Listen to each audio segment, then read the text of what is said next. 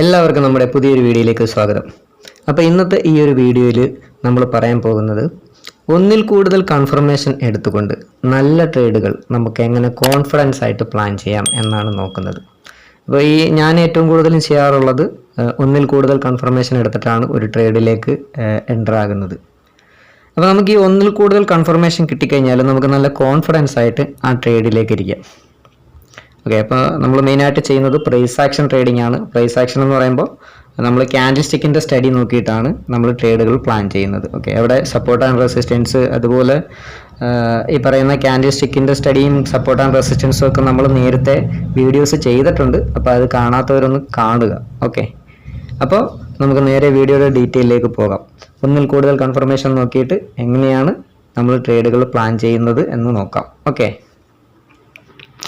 അപ്പോൾ നമ്മളിപ്പോൾ ഉള്ളത് നിഫ്റ്റിയുടെ ചാർട്ടിലാണ്. നിങ്ങൾക്ക് ഏത് ചാർട്ടിൽ വേണമെങ്കിലും നോക്കാം. ഓക്കെ, സ്റ്റോക്കിൽ വേണമെങ്കിൽ ഇക്വിറ്റി മാർക്കറ്റിൽ സ്റ്റോക്കിൽ ഇതേ കണക്ക് നിങ്ങൾക്ക് ചെക്ക് ചെയ്ത് നോക്കാം. ഒന്നിൽ കൂടുതൽ കൺഫർമേഷൻ നോക്കിയിട്ട് ഇനി സ്വിംഗ് ട്രേഡ് ആയിക്കോട്ടെ, ഫ്യൂച്ചേഴ്സ് ആൻഡ് ഓപ്ഷൻസ് ഏതിൽ വേണമെങ്കിലും നിങ്ങൾക്ക് ചെയ്യാം. ഓക്കെ, ഇത് ഈ ഒരു ഏരിയയിൽ നിന്ന് നല്ലൊരു ബിഗ് ഫാള് താഴത്തേക്ക് വന്ന ഏരിയയാണ്. ഓക്കെ, എന്തുകൊണ്ടാണ് അവിടെ നിന്ന് താഴത്തേക്ക് വന്നത്, അല്ലെങ്കിൽ അവിടെ നമുക്ക് എങ്ങനെ ഒരു എൻട്രി പ്ലാൻ ചെയ്യാമായിരുന്നു? ഓക്കെ, അത് നമുക്ക് ഒരു ഒന്നിൽ കൂടുതൽ കൺഫർമേഷൻ ഇവിടെ നമുക്ക് കിട്ടിയിട്ടുണ്ടോ എന്ന് നോക്കിയിട്ട് നമുക്ക് ആ കാര്യത്തിലോട്ട് നോക്കാം. ഓക്കെ, അപ്പോൾ ഈ ഒരു ഏരിയ നോക്കുകയാണെന്നുണ്ടെങ്കിൽ നമുക്കിവിടെ കഴിഞ്ഞ ദിവസം നമ്മൾ സപ്പോർട്ട് ആൻഡ് റെസിസ്റ്റൻസുകൾ മാർക്ക് ചെയ്തിടും. അതിനുശേഷമാണ് പിറ്റേന്നത്തെ ദിവസം നമ്മൾ മാർക്കറ്റിൽ നോക്കിയിരിക്കുന്നത്. അപ്പോൾ ഇവിടെ നോക്കുകയാണെങ്കിൽ ആ ഒരു ഏരിയയിൽ എന്താണ് സംഭവിച്ചത്, താഴത്തേക്ക് വരാനുള്ള റീസൺ എന്താണ്? ഓക്കെ, അപ്പോൾ നമുക്കിവിടെ നോക്കിക്കഴിഞ്ഞാലും മനസ്സിലാക്കാനായിട്ട് പറ്റും. ആ ഒരു ഏരിയ ഓൾ ടൈം ഹൈ ആയിരുന്നു. നിഫ്റ്റിയെ സംബന്ധിച്ച് നിഫ്റ്റിയുടെ ഓൾ ടൈം ഹൈ ആണത്. ഓക്കെ, അവിടുന്ന് ഈ ഒരു ഏരിയ എന്ന് പറയുന്നത് ഓൾ ടൈം ഹൈ ആണ്. Okay, all time high. അപ്പോൾ ഇവിടുന്ന് ആ ഒരു റേഞ്ചിൽ നിന്നും താഴത്തേക്ക് ഇത്രയും വലിയൊരു ഫാള് സംഭവിച്ചൊരു ഏരിയ, ഒരു ബിഗ് മൂവ്മെൻറ്റ് ആരംഭിച്ച ഏരിയ ആണ് അവിടെ. ഓക്കെ, അപ്പോൾ ഇവിടുന്ന് ആ ഒരു ഏരിയയിലേക്ക് ചെല്ലുമ്പോൾ അവിടെ ഒരു പ്രോഫിറ്റ് ബുക്കിംഗ് വരാനുള്ള സാധ്യതയുണ്ട്. ഓക്കെ, അത് നല്ലൊരു മെയിൻ ഒരു റെസിസ്റ്റൻസ് ഏരിയ ആയിട്ട് മാറും, അല്ലെങ്കിൽ നല്ലൊരു മെയിൻ സപ്ലൈ ഏരിയ ആയിട്ട് മാറും. ഓക്കെ, അവിടുന്ന് സെല്ലിങ് നേരത്തെ വന്നൊരു ഏരിയ ആണ്. അപ്പോൾ വീണ്ടും അവിടുന്ന് ഒരു സെല്ലിങ് വരാനുള്ള സാധ്യതയുള്ള ഏരിയ ആണ്. ഓക്കെ, അപ്പോൾ അത് നല്ലൊരു റെസിസ്റ്റൻസ് ഏരിയ ആണ്, ബിഗ് മൂവ്മെൻറ്റ് ആരംഭിച്ച ഏരിയ ആണ്. ഓക്കെ, അപ്പോൾ നമുക്കിവിടെ ആ ഒരു ഏരിയയിൽ ഒരു റെസിസ്റ്റൻസ് നമ്മൾ മാർക്ക് ചെയ്തിടാം. ഇത് നമ്മൾ തലേ ദിവസമേ നമ്മൾ പ്ലാൻ ചെയ്തിടേണ്ട കാര്യങ്ങളാണ്. ഇത് ഞാനിപ്പോൾ നിങ്ങൾക്ക് ഒന്നിൽ കൂടുതൽ കൺഫർമേഷൻ നോക്കാൻ വേണ്ടി ഒന്ന് ജസ്റ്റ് മാർക്ക് ചെയ്യുന്നു എന്നേ ഉള്ളൂ. ഓക്കെ, അപ്പോൾ ആ ഒരു ഏരിയ റെസിസ്റ്റൻസ് ഏരിയ ആയിരുന്നു, അല്ലെങ്കിൽ ഒരു സപ്ലൈ ഏരിയ ആയിരുന്നു എന്ന് നമുക്ക് കൺഫർമേഷൻ കിട്ടി. ഓക്കെ, ഒന്നാമത്തെ കൺഫർമേഷൻ. അടുത്ത കൺഫർമേഷൻ എന്താണ്? അവിടുന്ന് താഴത്തേക്ക് നല്ലൊരു ബിഗ് മൂവ്മെൻറ്റ് ആരംഭിച്ച ഏരിയ ആണ്. അപ്പോൾ രണ്ട് കൺഫർമേഷൻ ആണ് അവിടെ. ഇനി അടുത്ത ഒരു കൺഫർമേഷൻ നോക്കുകയാണെങ്കിൽ മുകളിൽ ചെന്നിട്ട് മാർക്കറ്റിന്റെ സിറ്റുവേഷൻ എന്തായിരുന്നു? ഓക്കെ, അവിടെ ഒരു റേഞ്ചിനുള്ളിലായിരുന്നു മാർക്കറ്റ്, ഒരു സൈഡ് വേസ് ആയിട്ട് നിന്നൊരു ഏരിയ ആണ് അല്ലേ. ഈ ഒരു ഏരിയ എന്ന് പറയുന്നത് ഒരു റേഞ്ചിനുള്ളിൽ കുറേ നേരം നിന്ന ഒരു ഏരിയ ആണ്. അത് കൂടാതെ ആ ഒരു ഏരിയയിലേക്ക് എത്തിയപ്പോൾ നിങ്ങൾ ക്യാൻഡിൽ സ്റ്റിക്കിലുണ്ടായ വ്യത്യാസം ഒന്ന് മനസ്സിലാക്കുക. ഓക്കെ, ക്യാൻഡിലിന്റെ സ്ട്രെങ്ത് ഒന്ന് നോക്കുക. അവിടെ ക്യാൻഡിലിന്റെ സ്ട്രെങ്തിൽ നിങ്ങൾക്ക് എന്ത് മനസ്സിലാക്കാൻ പറ്റുന്നുണ്ട്? എല്ലാം പ്രൊജക്ഷൻ ക്യാൻഡിലാണ്. അപ്പോൾ ഈ ഒരു 3 ക്യാൻഡിലും കൂടെ നിങ്ങളൊന്ന് നോക്കുക. ഇവിടെ ഈ ഒരു 3 ക്യാൻഡിലുണ്ടോ? നമ്മൾ ആ ഒരു 3 ക്യാൻഡിലിൻ്റെ സ്റ്റഡിയും ഈ ക്യാൻഡിൽ സ്റ്റിക്കിൻ്റെ സ്റ്റഡിയിൽ നമ്മൾ വീഡിയോയിൽ പറഞ്ഞിട്ടുണ്ട് ഡീറ്റെയിൽ ആയിട്ട്. അപ്പോൾ ആ 3 ക്യാൻഡിലിൽ ആദ്യമുള്ള ഗ്രീൻ ക്യാൻഡിൽ ഒരു സ്ട്രോങ് ഗ്രീൻ ക്യാൻഡിൽ തന്നെയാണ്. അതിനുശേഷം അതിൻ്റെ മുകളിലുള്ള ഒരു ക്യാൻഡിൽ ഒന്ന് നോക്കുക. അതിൻ്റെ മുകളിലുള്ള ക്യാൻഡിൽ എങ്ങനെയുള്ള ക്യാൻഡിലാണ്? റിജക്ഷൻ ക്യാൻഡിലാണ്, ഒരു സ്പിന്നിങ് ടോപ്പ് ക്യാൻഡിലാണ്, ഇൻഡിസിഷൻ ആണ് അവിടെ, കണ്ടില്ലേ? ഇൻഡിസിഷൻ ആണ്. അതിനുശേഷം ഒരു റെഡ് ക്യാൻഡിൽ താഴത്തേക്ക് വന്നു. അപ്പം ആദ്യമുണ്ടായ ആ ഒരു ഈ ഒരു ഗ്രീൻ ക്യാൻഡിലിൻ്റെ 60% കൂടുതൽ താഴത്തേക്ക് ഈ ഒരു റെഡ് ക്യാൻഡിൽ വന്നു. ഓക്കെ, അപ്പം നമ്മുടെ ക്യാൻഡിൽ സ്റ്റിക്കിൻ്റെ സ്റ്റഡി പ്രകാരം ഇവിടുന്ന് ഈ ഒരു റെസിസ്റ്റൻസ് ഏരിയയിലാണ് ഈ ഒരു പാറ്റേൺ വന്നിരിക്കുന്നത്. അപ്പോൾ ഇവിടുന്ന് നമുക്ക് താഴത്തേക്ക് ഒരു എൻട്രിയുടെ സൂചനയാണ്, ഒരു കൺഫർമേഷനാണ് ഈ ക്യാൻഡിൽ സ്റ്റിക്ക് പറഞ്ഞു തരുന്നത്. ഓക്കെ, അപ്പോൾ നമുക്ക് അടുത്ത കൺഫർമേഷനും കിട്ടി. ഇനി നമ്മൾ 5 മിനിറ്റിൽ നോക്കുകയാണെന്നുണ്ടെങ്കിലും അവിടെ ഉണ്ടായ ക്യാൻഡിൽസുകൾ കണ്ടില്ലേ 5 മിനിറ്റ്സിലും. കണ്ടില്ലേ? ഫസ്റ്റ് ക്യാൻഡിൽ ഈ ഒരു ഗ്രീൻ ക്യാൻഡിൽ കഴിഞ്ഞതിന് ശേഷം, ഇതൊരു ബിഗ് ഗ്രീൻ ക്യാൻഡിലാണ്. ഇത് കഴിഞ്ഞതിന് ശേഷം അടുത്ത ക്യാൻഡിൽ ആ ഒരു റെസിസ്റ്റൻസ് ഏരിയയിൽ ഫസ്റ്റ് ഷൂട്ടിംഗ് സ്റ്റാർ, ഇത് നമുക്ക് ഹാങ്ങിങ് മാൻ ആയിട്ട് എടുക്കാം. അതിനുശേഷം ഈ ഒരു ക്യാൻഡിൽ ഹാങ്ങിങ് മാൻ ആണ്. ഡോജി ക്യാൻഡിൽ കണ്ടോ? ഈ ക്യാൻഡിലുകളൊക്കെ കണ്ടില്ല, റിജക്ഷൻ ക്യാൻഡിലാണ്. അതിനുശേഷം ഈ ഒരു റെഡ് ക്യാൻഡിൽ, നല്ലൊരു സ്ട്രോങ് റെഡ് ക്യാൻഡിൽ ഈ ഒരു ഏരിയക്ക് താഴെ വന്നു. അതായത് ഈ 5 മിനിറ്റിൽ നോക്കുകയാണെങ്കിലും ഈ ഒരു ഗ്രീൻ ക്യാൻഡിലിൻ്റെ ഉള്ളിലാണ് 2-3 ക്യാൻഡിൽ നിന്നത്. അപ്പോൾ ഈ ഒരു ഗ്രീൻ ക്യാൻഡിലിൻ്റെ 60% എബോ ഇവിടെ ഈ ഒരു റെഡ് ക്യാൻഡിൽ വന്നു. അതായത് ആ ഒരു റെസിസ്റ്റൻസിന് താഴത്ത് മാർക്കറ്റ് വന്നു. ഓക്കെ, അപ്പോൾ അവിടുന്ന് നമുക്ക് ഈ ഒരു 5 മിനിറ്റിൽ നോക്കുമ്പോഴും നമുക്ക് നല്ലൊരു കൺഫർമേഷൻ ആണ് കിട്ടിയിട്ടുള്ളത്. അപ്പോൾ അവിടുന്ന് നമുക്ക് ഓൺ ദ സ്പോട്ടിൽ എൻട്രി എടുക്കാം. ചെറിയൊരു സ്റ്റോപ്പ് ലോസ് വരുന്നുള്ളൂ, ഇതിൻ്റെ മേളിൽ സ്റ്റോപ്പ് ലോസ് വരുന്നുള്ളൂ. ഇപ്പോൾ ചെറിയ റിസ്ക് ആണ്. നമുക്ക് ഇവിടെ നിന്ന് എൻട്രി റൂൾ കിട്ടുകയാണെന്നുണ്ടെങ്കിൽ നമുക്ക് എൻട്രി എടുക്കാം. അപ്പോൾ ഇവിടെ നമുക്ക് എന്തൊക്കെ കൺഫർമേഷൻസ് കിട്ടി? ഒന്ന്, നമ്മൾ നേരത്തെ ലെഫ്റ്റ് സൈഡിൽ നോക്കിയാണെങ്കിൽ നല്ലൊരു റെസിസ്റ്റൻസ് ഏരിയ ആയിരുന്നു അത്.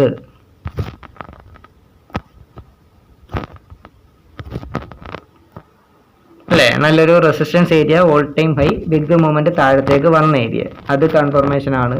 പിന്നെ ഇവിടെ ഉണ്ടായ ക്യാൻഡിലിൻ്റെ കൺഫർമേഷൻ, അത് അടുത്ത കൺഫർമേഷൻ ആണ്. ഓക്കെ, അത് 15 മിനിറ്റിലും നമ്മൾ നോക്കി, അത് കൂടാതെ 5 മിനിറ്റിലും നോക്കി.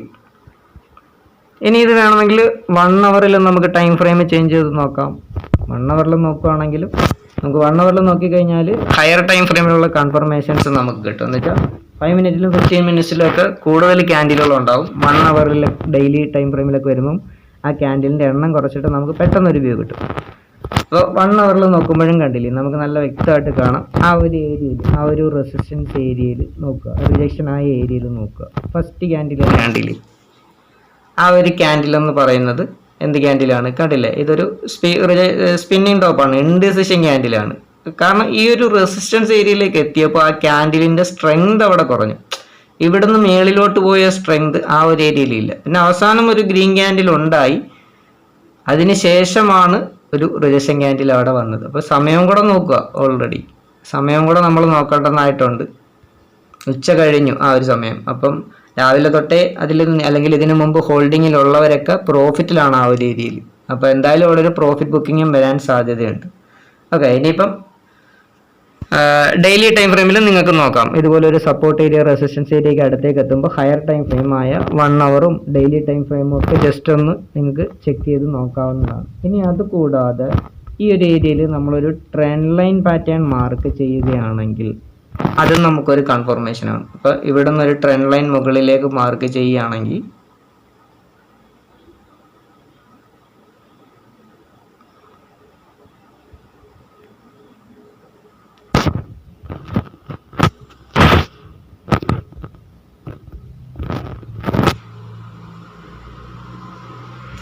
കണ്ടില്ലേ, ഈ ഒരു ട്രെൻഡ് ലൈൻ ആദ്യം പോയിക്കൊണ്ടിരുന്നത് ഈ ഒരു രീതിയിലാണ്. അതിനുശേഷം ഒരു റിജക്ഷൻ വന്നു, കണ്ടില്ല, അതിനുശേഷം ഒരു റിജക്ഷൻ വന്നു. വീണ്ടും നമുക്ക് ഈ ഒരു ട്രെൻഡ് ലൈനെ ഈ ഒരു രീതിയിൽ വേണമെങ്കിൽ മാറ്റി മാർക്ക് ചെയ്യാം.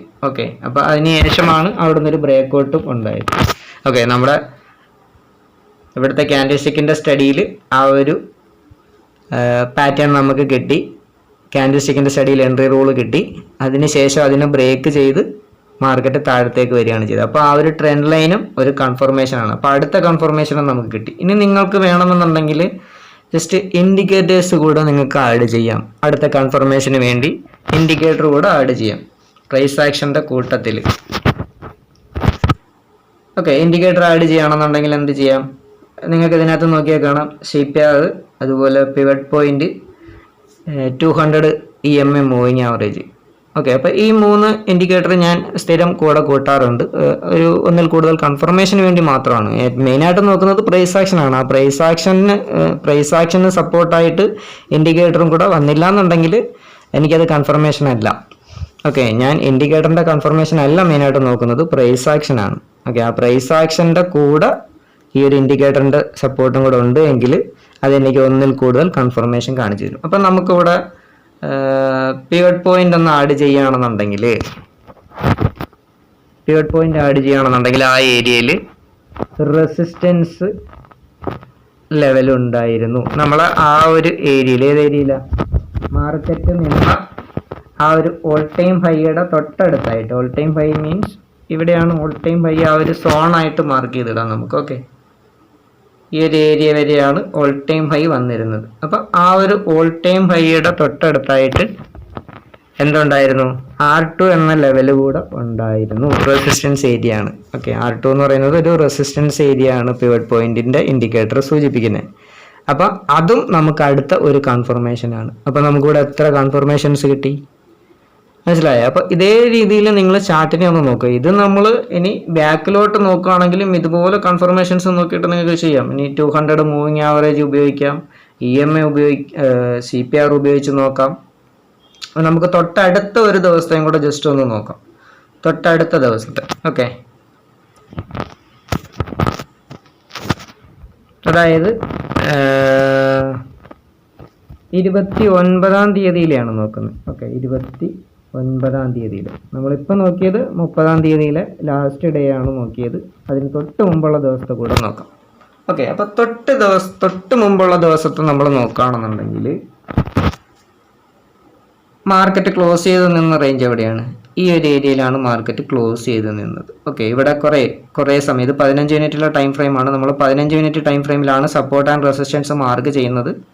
അപ്പോൾ ഈ ഒരു ഏരിയ എന്ന് പറയുന്നത് കുറേ സമയം കൺസൾട്ടേഷൻ ചെയ്ത് ഒരു 2 മണിക്കൂറോളം നിന്നൊരു റേഞ്ചാണ്. ക്ലോസിംഗ് റേഞ്ചും നമ്മളെ സ്റ്റഡി പ്രകാരം സപ്പോർട്ട് ആൻഡ് റെസിസ്റ്റൻസ് ആയിട്ട് ആക്ട് ചെയ്യും.